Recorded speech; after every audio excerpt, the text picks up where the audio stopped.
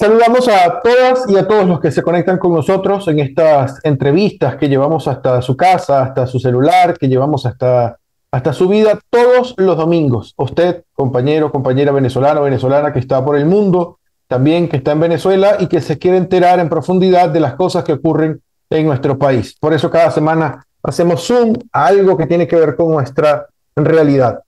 Gracias a usted que se suscribe al canal, que envía las entrevistas a través de WhatsApp, que copia el link, que se toma la molestia de copiar el link y de enviarlo. Muchísimas gracias. La idea es que sigan haciéndolo. De esa manera podemos hacer crecer el canal de Radio Fe Alegría y más personas se pueden enterar de los temas que vamos abordando semana a semana.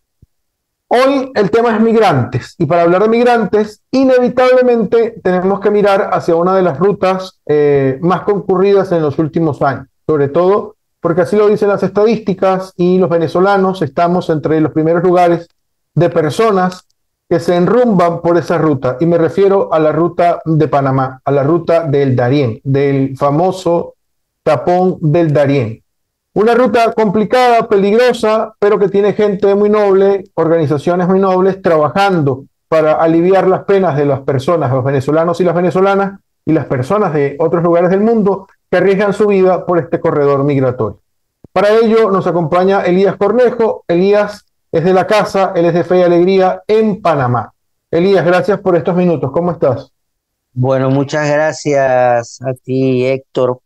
Gracias a Fe y Alegría en Venezuela y a toda la familia venezolana que está a lo largo y ancho de este mundo.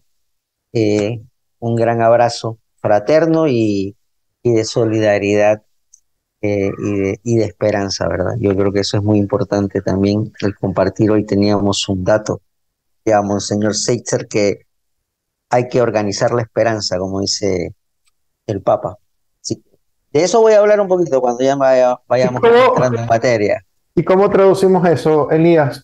¿Cómo aterrizamos la esperanza? Y quiero arrancar justamente porque nos cuentes un poquito cuál es la realidad en este inicio de 2024. Ya estamos terminando el primer trimestre del año, aunque parezca mentira. Alguien no, el periodista Andrés Canizales hace poco publicaba un artículo en el que daba cuenta que cerca del 1% de la población venezolana ya pasó por el Darién. ¿Cuál es la realidad en este momento? Datos en frío, porque no me gusta decir datos en caliente, porque la verdad es que son datos fríos, los números son fríos, Héctor. Entonces a veces olvidamos, al dar los datos numéricos, se nos olvidan los rostros encarnados. Y entonces eso nos puede matar definitivamente. Pero los números fríos nos dicen que el año pasado pasaron 520.000 personas, más del 70% de eso fueron venezolanos. Entonces, eso te da una perspectiva de la cantidad de gente venezolana que pasó. Por ponerte en perspectiva, de ese medio millón, más de medio millón de personas, 54.000 fueron ecuatorianos, 45.000 haitianos, ahí ya tenemos 80.000. El resto, más de 400.000 y tantos venezolanos. O sea, es un drama muy, muy serio, muy fuerte. Eh, Números fríos, todo el mundo decía, bueno, esto va a minorar la cantidad de gente que va a pasar. Nosotros siempre hemos mantenido nuestra perspectiva en el análisis que hacemos y lo que decimos es fundamentalmente que esto iba a seguir, que iba a ser continuo y evidentemente digamos, los hechos nos están dando la razón. Eh, ¿Por qué nos está dando la razón? Porque en estos primeros 3 meses del año ya van 73.658 personas ingresando por el Darién.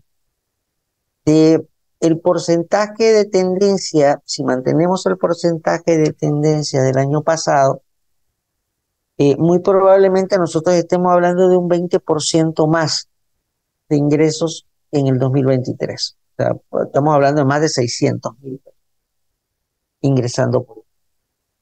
Y de eso, pues, muchísimos niños, niñas y adolescentes.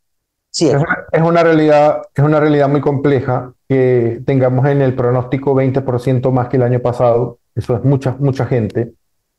Y hago un alto porque recuerdo que hace días Médicos Sin Frontera publicó que había parado su acción en la frontera. Uno, quería preguntarte sobre eso, por las razones, porque la nota en la prensa internacional decía que por orden de Panamá, Médicos Sin Frontera tuvo que parar. Y Médicos Sin Fronteras publicó una nota en su página web en la que dicen que es muy riesgoso parar, sobre todo por la vulneración en niños, niñas y adolescentes y de las personas que sufren, que son víctimas de violencia sexual en su paso por la selva del Darién.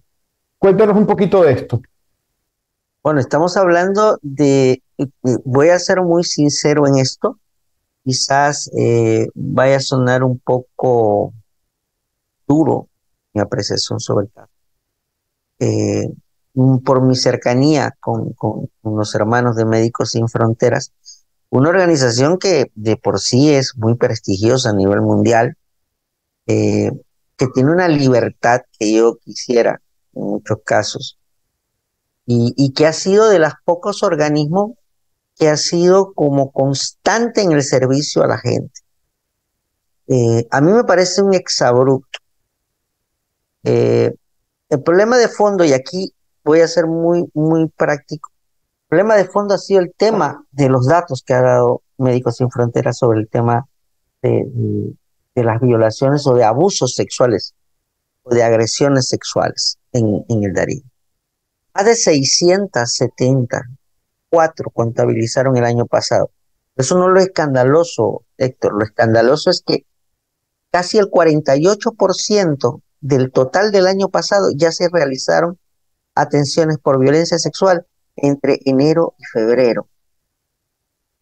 A mitad de febrero ya había 48% en números equivalentes a lo que fue el total del año pasado. Esto te da una muestra de lo que está pasando en el Darién. ¿Y qué está La pasando única, también? Porque esa es la pregunta de fondo. ¿Por qué hay tanto abuso sexual, violencia sexual en esta zona? sí, vamos por partes. Como tú me preguntaste por lo de Médicos Sin Fronteras, termino con eso y te digo de una vez inmediatamente la siguiente parte. ¿Qué pasa con Médicos Sin Fronteras? Ellos dan estos datos en diciembre. Al gobierno no le gusta. Ya venían negociando, ellos terminan, desde octubre están negociando el permiso. Panamá es un país extremadamente celoso para dar permisos a estas organizaciones internacionales para entrar al Darién. Médicos Sin Frontera era la única institución que daba servicio médico en el terreno. Al dejar Médicos Sin Fronteras de atender, esta población tiene que ser absorbida por el sistema nacional. Y hay que preguntarse si el sistema nacional está en capacidad cuando es uno de los sistemas con más deuda de servicio a la población panameña. Entonces, esto nos puede crear un conflicto muy serio entre si el sistema de salud panameño atiende a la población migrante y no atiende a la población panameña. Entonces, esto puede crear conflicto, esto puede ser muy contraproducente. Yo quiero creer, y te lo digo en serio, yo quiero creer que el gobierno no ha visibilizado esta visión, pero me cuesta, pero espero de verdad que esto no haya sido como un pase de factura, sino básicamente eh, una dilatación de las negociaciones para que sigan operando Médicos Sin Fronteras. Desafortunadamente, por ahora no están dando la atención. ¿Por qué está sucediendo esto en el Darién cuando tenemos operaciones escudo del Darién, Neptuno, etcétera? Operaciones que son militarizadas, porque tenemos dos organismos, dos entes policiales militarizados, el Servicio Nacional de Fronteras y el Servicio Aeronaval. ¿Qué significa esto? Que estos dos organismos entrenados por Estados Unidos, equipados por Estados Unidos, entrenado en Colombia también, pues estos en contrainsurgencia. Estamos hablando de una entidad policial de fronteras cuyo objetivo es guardar la frontera, no atender migrantes. Ahí está el primer punto. Entonces, ¿qué sucede con esto? Ellos dicen que tienen los recursos para desarrollar lo que ellos llaman patrullas de alcance largo, PAL. Eso no lo pueden desarrollar convencionalmente en Panamá. Tienen que ser fuerzas especiales que están haciendo eso. Se supone que lo están haciendo. ¿Para qué sucede? Hay zonas del Darién, el Darién son 500 y tantas hectáreas de selva virgen que tú no puedes cubrir. Tendrías que tener un soldado cada kilómetro para cubrir eso. Entonces, no hay capacidad real para cubrir todo el Darién. Y estamos hablando entonces de el gobierno panameño dio datos que aterrorizan. Las bandas criminales ganan 820 millones de dólares el año pasado en tráfico de personas. Héctor, esto es escandaloso. Esto es salvaje. Pero entonces no solamente eso, entonces quiere decir que tanto el gobierno de Colombia, que no está haciendo mucho desde el otro lado, también hay que decirlo, y a Panamá, pues desafortunadamente le ha tocado como absorber mucho del impacto de esto. Pero del lado colombiano no se está haciendo mucho. Están empezando, pero no se había hecho mucho. ¿Qué pasa? Entonces, el cártel del Golfo, el Tren de Aragua y otras bandas organizadas o desorganizadas, digo yo, eh, están, son dueños y señores del tráfico de las personas. Es terrible, terrible. Y de verdad que esto, ¿por qué sucede en el Darién? Bueno, precisamente por eso, porque no hay capacidad para cubrir todo el Darién. Y, y, Ahora, y, y, y Panamá no estaba, aunque digan lo contrario, yo siempre he dicho, el problema es que no somos humildes para decir no estábamos listos para eso. se da una situación hace algunos días, Elías, que tiene que ver con, o al menos así lo narran en la prensa, y yo te lo transmito y tú me dices, se da un enfrentamiento entre Ujú. personas migrantes en un puesto fronterizo, en un albergue, y estas personas incendian inmobiliario del Estado panameño, incendian unos refugios, unas casas y unos carros. Hay unas personas que entiendo son 45 personas que fueron enviadas a la fiscalía, fueron procesadas, van a ser procesadas por los delitos que hubiesen cometido en ese momento. Y hay una situación de estigmatización que la Iglesia Católica en Panamá tiene que salir a decir, epa, pueden ser uno o dos, pero no son todos los migrantes los que van a incendiar las casas de los panameños. ¿Qué fue lo que ocurrió en estos últimos días? Bueno, voy a mojarme los pies, Héctor, y lo hago con toda la libertad que me da ser hijo de Dios y de ser cristiano. Mira, esto es una narrativa nefasta, es una narrativa vergonzosa. Yo le decía a mi equipo cuando estábamos viendo la noticia, yo le decía, va, veamos y leamos las narrativas sobre el tema, veamos las narrativas en México. ¿Qué sucede? Una pelea entre dos venezolanos, entre un ecuatoriano y un venezolano, y y los encierran, y ahí, bueno, la gente se empezará, y alguien empezó y prendió un colchón, y se murieron 40 personas quemadas. ¿Quiénes son los malos? Los que hicieron el motín en la cárcel y quemaron los colchones, y entonces ellos mismos se quemaron, ellos mismos se mataron. Eh, que va, que no sé cuánto, cómo cuentan las muertes en los contenedores por asfixia. Iban hacinados. Esta gente que se mete allí no tiene, y cómo criminalizan porque meten estos niños allí, estas madres que no piensan, etc. Hay una discursiva muy nefasta sobre el tema. Y yo no te digo que no haya personas que vienen o que participan del Tren de Aragua, o que son del Clan del Golfo, o que son de bandas delincuenciales X o Y. No lo sabemos, pero pero no es la gran mayoría. ¿Qué pasó en Panamá? Bueno, aparentemente hubo un, un conflicto entre dos personas. Eh, el Senafrón intentó separarlos y de repente, no sé, Rick, como dice en los memes, no sé, Rick, pero algo no me cuadra. Y entonces de repente todo se prendió. De repente la discursiva es, hemos capturado a 45 y todos serán judicializados y los que tengan que ser deportados los vamos a devolver a sus países de origen.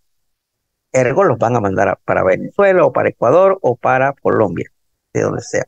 Capturaron colombianos, ecuatorianos y venezolanos. Entonces, ¿qué sucede con esto? Finaliza el ministro de Seguridad diciendo esta frase que a mí me pareció: esto es para que los que vienen sepan a qué se deben atener. Sentencia dura. Y está, si tú vas, no miento, porque es exactamente lo que está en la página web de la radio de la Iglesia Católica, el reportaje. Y el audio lo es clarísimo. Esto lo hacemos para que los que vengan sepan a qué se atienen. Vamos a ser inflexibles. O sea, una cosa de discurso de seguridad nacional muy fuerte. Ahora, la pregunta: ¿es real que este motín que se dio allí afecta a la seguridad nacional? Muy dudoso. Segunda cosa que habría que ver: en toda la discursiva de la nota, en ningún momento se dice que ese centro, esa estación temporal de recepción migratoria de San Vicente está diseñada para contener a 500 personas y ahí había más de 2000. Entonces estamos hablando de un lugar que está hacinado. Ojo, entonces no estoy justificando lo que pasó. Lo que estoy diciendo, estoy describiendo el escenario en el cual sucedió este. Elías, lo que va pintando con esto que nos narras, con la denuncia de Médicos Sin Fronteras, con la realidad que se está viviendo, con la cantidad de personas que van migrando, parece que a medida que va pasando el tiempo, se va normalizando el fenómeno extraordinario de la migración. Entonces vamos como asumiendo muchas cosas que no son, o que vamos dando por sentados, porque como ya tiene 5 años pasando, bueno, pues que sigan pasando por 5 años más y por 20 años más. El rol de Fe y Alegría, Elías, aprovechando por supuesto que tú eres un representante de Fe y Alegría Panamá y de las otras organizaciones de la iglesia o no de la iglesia, ¿cómo están en este contexto ahora que se enfrentan también a esta realidad de la normalización de lo que no está bien? Cada vez los organismos de ayuda humanitaria nos vemos más cercados. Por ejemplo, nosotros hicimos una inversión gracias a un proyecto muy fuerte en cuanto a un albergue y para tener personas y a darle atención. Resulta que ahora no lo podemos usar porque tenemos prohibido recibir gente. Que no podemos recibir gente porque nos pueden acusar de tráfico de personas. Entonces, te limitan ese tipo de cosas. Ojo, no estoy diciendo que, como yo siempre digo, es como muy claro que el gobierno quiere ordenar las cosas, pero a veces cuando trata de ordenarlas, lo que provoca es cercena la posibilidad de poder ayudar a ellos mismos a hacer más eficiente y mejor su trabajo. Entonces, a mí me parece, ¿verdad?, que este tipo de situaciones cada vez es más tendencia. En el caso de Fe y Alegría, ya te digo, esto es una limitante. Sin embargo, nosotros, y para que entiendan un poquito nuestros hermanos en Venezuela que tienen la visión de Fe y Alegría como una entidad educativa, nosotros no dejamos de ser una entidad educativa, somos institución educativa y de promoción social, pero a diferencia de las otras, Fe y Alegría no administramos un colegio, administramos un centro de atención integral a la población migrante y panameña en vulnerabilidad. Entonces, actualmente lo que nosotros estamos desarrollando con la población migrante en concreto son 3 proyectos. Tres proyectos a través de un programa integral. Este programa integral de atención incluye el primer proyecto, que es de formación para el trabajo. Entonces ahí estamos trabajando con población migrante adulta. Luego está el tema de la atención a niños, niñas, adolescentes, que le hemos denominado Tejiendo Amaneceres, que es un programa socioeducativo en donde intentamos integrar a familias panameñas con familias migrantes, con la excusa, la excusa es: vamos a juntarnos con nuestros hijos y a partir de eso vamos a desarrollar eso. Y la tercera cosa que hacemos es el tema de los procesos de acompañamiento a las regularizaciones. o lo que nosotros llamamos ayuda solidaria para la sostenibilidad, que tiene dos componentes, el componente propiamente de ayuda solidaria y el otro es el tema de apoyo a la regularización. Yo creo que esto es muy importante que se entienda, Héctor, no es apoyar indiscriminadamente el fenómeno migratorio, pero creemos que hay familias que están asentadas en Panamá que deben y tienen el derecho a mejorar su condición de vida y su calidad de vida.